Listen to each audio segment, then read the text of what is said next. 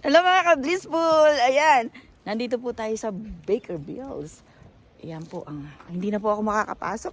Masyado pa pong malamig. At tingnan ninyo naman, oh, may yelo pa. May yelo, kaya lang marumi na. Marumi na. Masalbahay ko.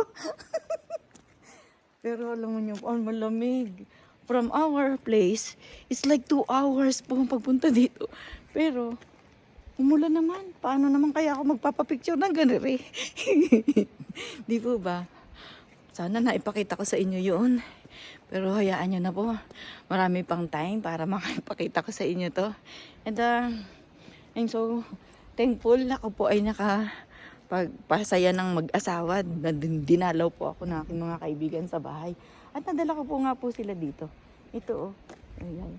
Napakaganda. Ito po ay isang village. Dito po sa BC, British Columbia. Yung pong city namin. Yung city po namin.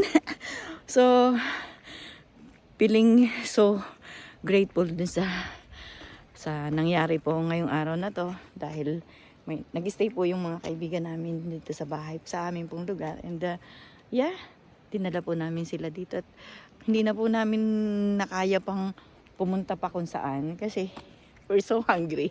It's almost 2 o'clock na po ng tanghali. Ay, pumasok sa ilong ko. Ano ba yan? Tawa ng tawa kasi kaya hindi makaintindi. Pero salamat po. Salamat po sa inyong lahat.